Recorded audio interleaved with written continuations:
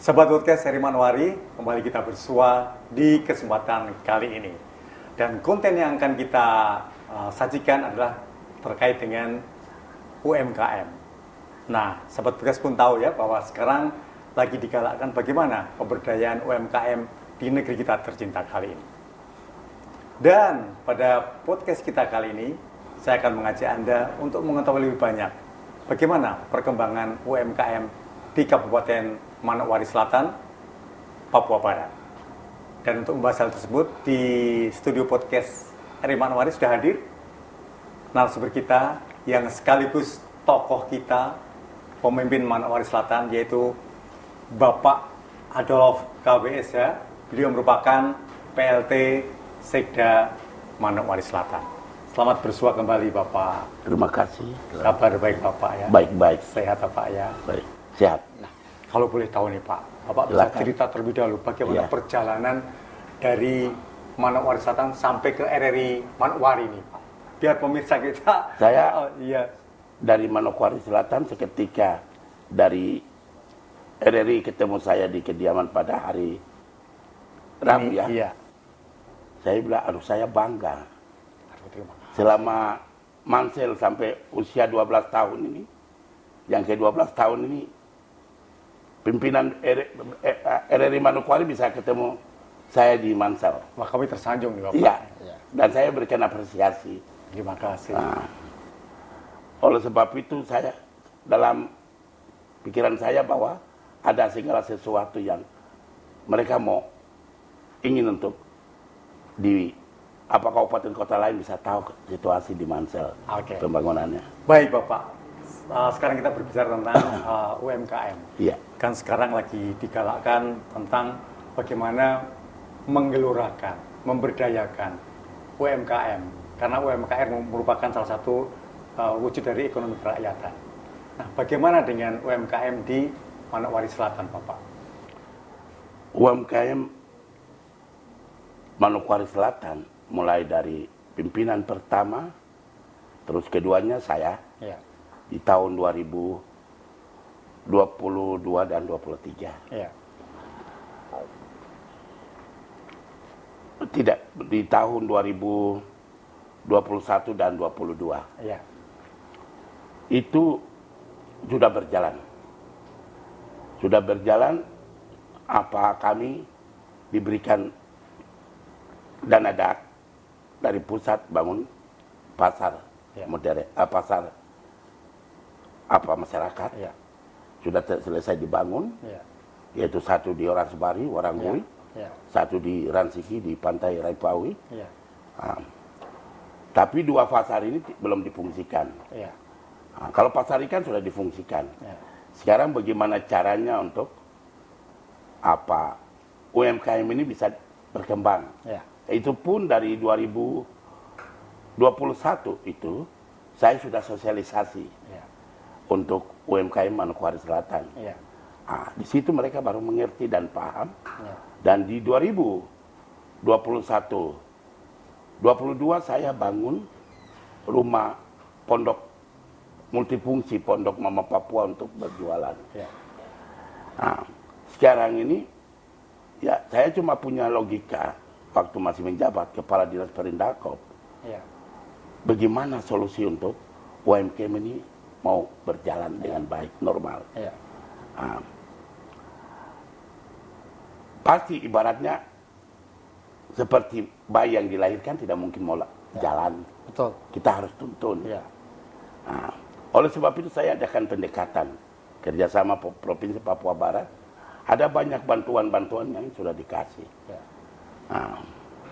Sudah dikasih untuk masyarakat atau ibu-ibu UMKM Kabupaten Manokwari Selatan. Kami rencana punya proyek yang akan dibangun untuk menampung muatan lokal yang ada di Manokwari Selatan. Di situ kami akan karyakan, waktu saya masih menjabat, kami akan karyakan mulai dari yang punya talenta-talenta ukir maupun kantong khas Papua, baik itu Arfak, Warop, Serui, Biak dan Wondama. Dan kami sudah programkan untuk alat gambar ini untuk di kantong-kantong. Kalau kami hutan Genemo banyak. Jadi dari itu mungkin tinggal mereka diberdayakan mereka saja. Jadi mereka sudah paham. Karena kita di sini Papua Barat ada ada Kasuari, ada Cendrawasih, ada Mambruk, dan ada burung pintar.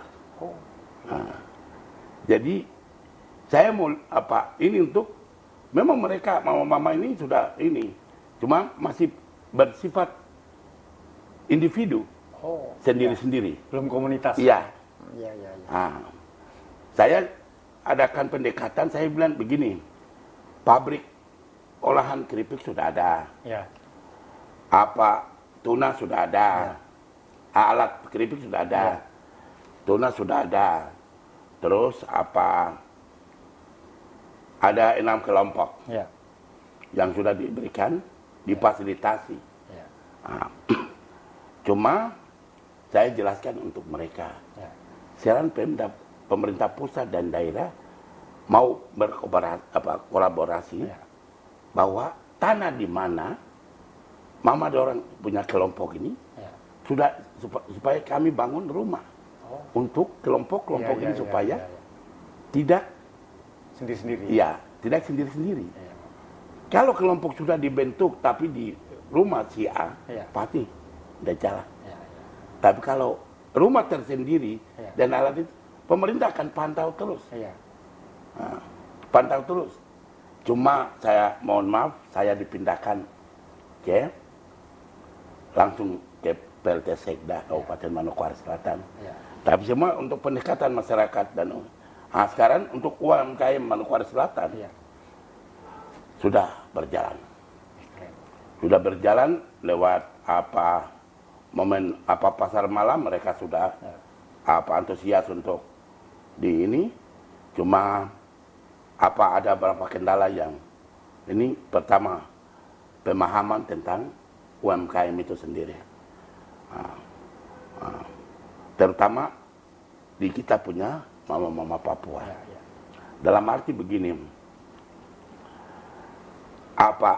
kalau bantuan dari dana otsus itu dikasih, ada yang terima di BakBeri, ada yang terima di kantor pos, terus ada yang langsung diberikan tunai oleh Perindakop, Dinas Perindakop, tetapi mereka salah manfaatkan uang itu.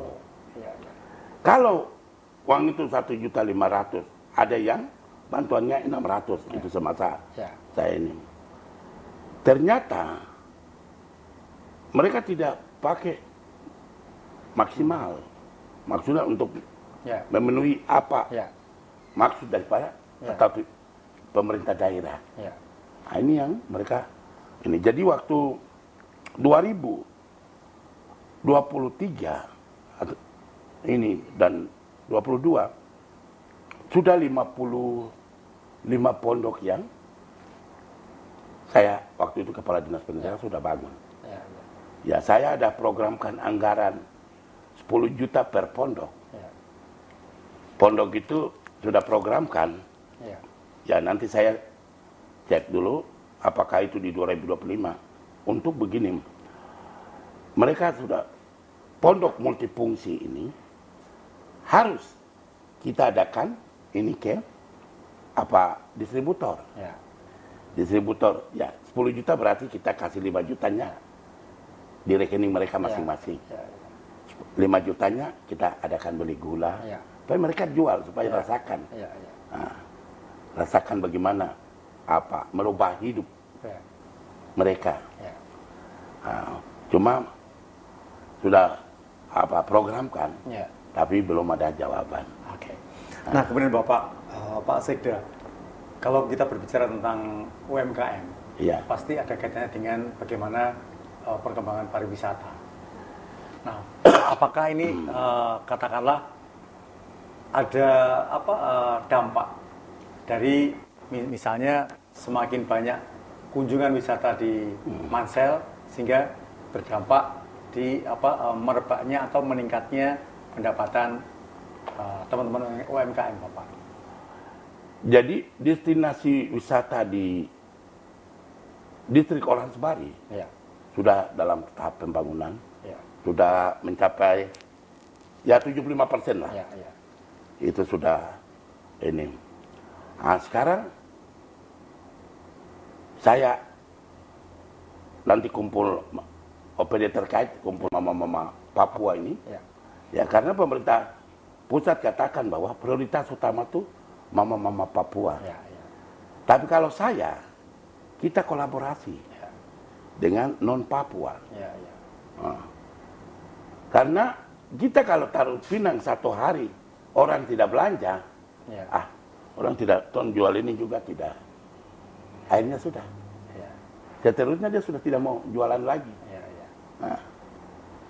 Oleh sebab itu, destinasi wisata di distrik Oransbari sudah jadi. Nah, sekarang ada pondok-pondok untuk UMKM yang tadi Bapak katakan. Bisa enggak? Mama-mama Papua bisa enggak? Nah, kemudian dalam menggerakkan atau memotivasi mama-mama Papua ini agar mau seperti yang Bapak mimpikan. Iya. Saya cuma apabila OPD terkait mengundang saya untuk fungsi kalau sudah selesai, fungsi daripada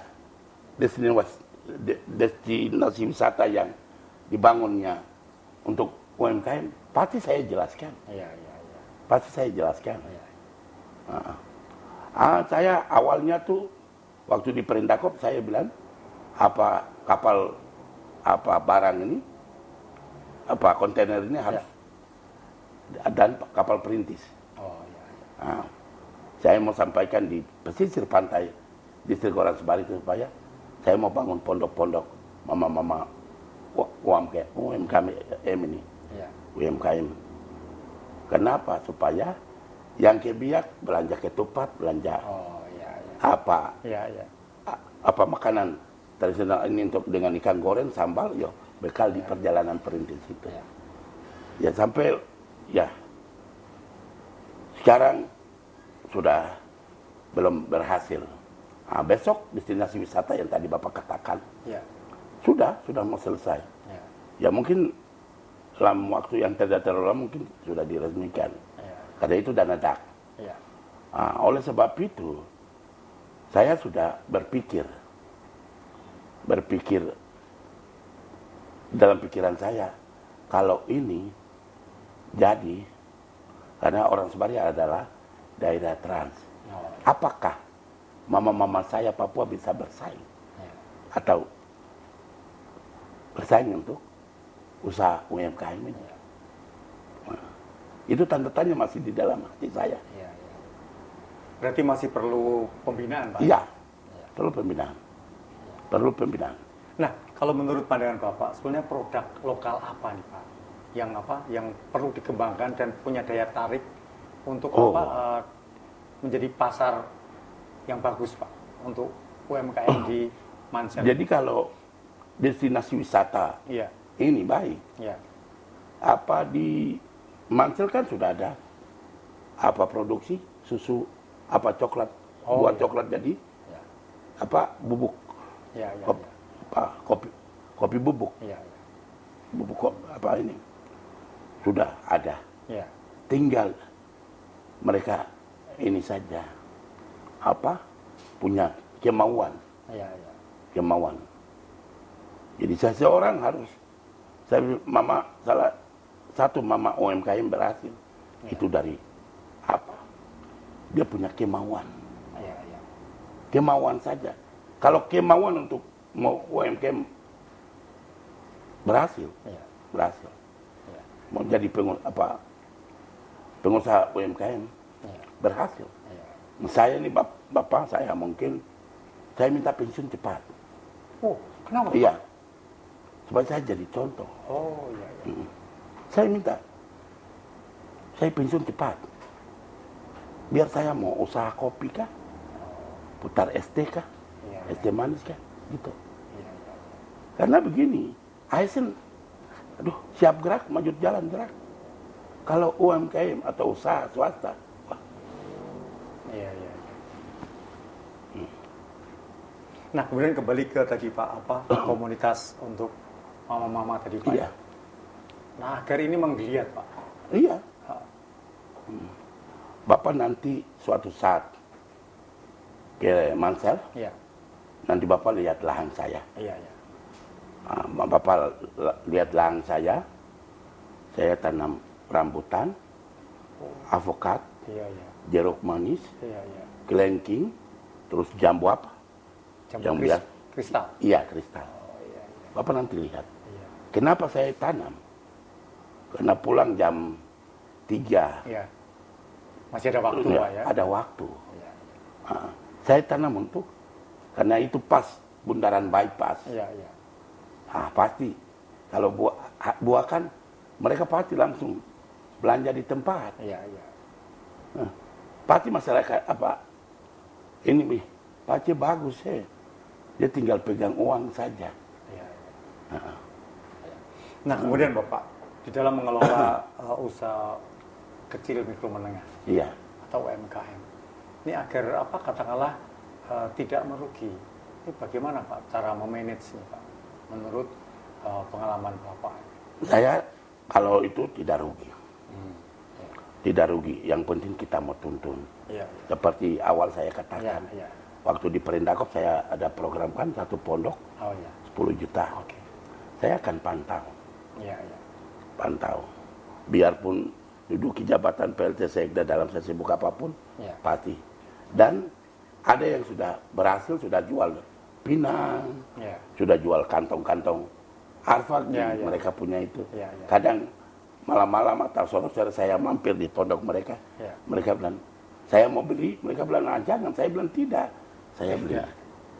Saya beli, ini suatu inovasi untuk kamu supaya kamu selalu mau berjualan. Nah, kemudian ini Pak, biasanya apa yang menjadi curhat nih dari mama-mama? Agar dia selalu eksis dalam usahanya Pak. Jadi mama pasti usahanya maju. Kelompok 6 kelompok yang tadi saya katakan itu kan masih tidak punya bangunan yang jelas untuk pemerintah pusat maupun daerah. Masih di rumah salah satu ibu yang punya. Akhirnya mereka yang lain kan minder. Kalau untuk memotivasi mereka untuk merubah hidup mereka, saya siap. Karena begini, saya bilang daripada kita jalan, bapak jalan, mama jalan, pulang nasi kosong atau pisang kosong, tidak ada lauk. Lebih baik bagaimana caranya? Kalau mama jaga jualan, bapak bagaimana dia punya reaksi di rumah? Akhirnya saling menopang lah. Dari hasil jualan itu, per hari itu, bapak lihat, mama tingkatkan. Bapak berikan motivasi. Berarti saya ini tukang mabuk. Daripada saya mabuk, bakalai istri terus, lebih baik saya bantu istirahat minum. Supaya saya juga ini. Nah, kemudian ini Pak, biasanya kan kendala utama di dalam membangun UMKM kan pasar Pak ya. Untuk mencari buyer atau pembeli. Ini bagaimana Pemkab Manokwari Selatan memfasilitasi untuk mendatangkan pembeli misalnya? Itu belum ada. Kembali ke Dinas Pertanian dan Ketahanan Pangan. Jadi begini, Dinas Pertanian dan Ketahanan Pangan, dia harus punya data.